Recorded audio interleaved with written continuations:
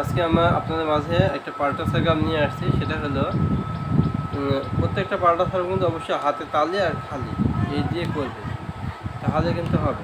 তাহলে কি সা সা, গা গা, সা রে গা গা, রে রে, মা মা, রে গা মা মা, গা গা, পা পা, গা মা পা পা। এভাবে এভাবে আপনারা আগে সুন্দর করে খাতায় লিখে মুখস্থ করে তারপরে বাসাতে বাজাবেন। আমি এটি দেখাচ্ছি।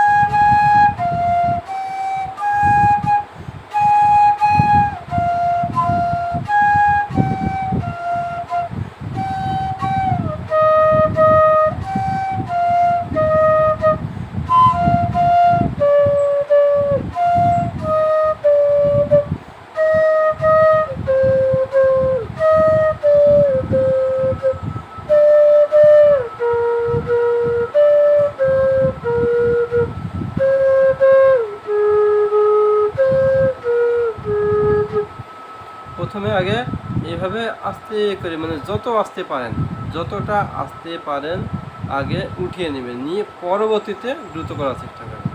কিন্তু প্রথমে যদি দ্রুত করতে চান তাহলে কিন্তু হবে না, ভুল হয়ে যাবে। আচ্ছা, দ্রুতটা এবার দেখাচ্ছি।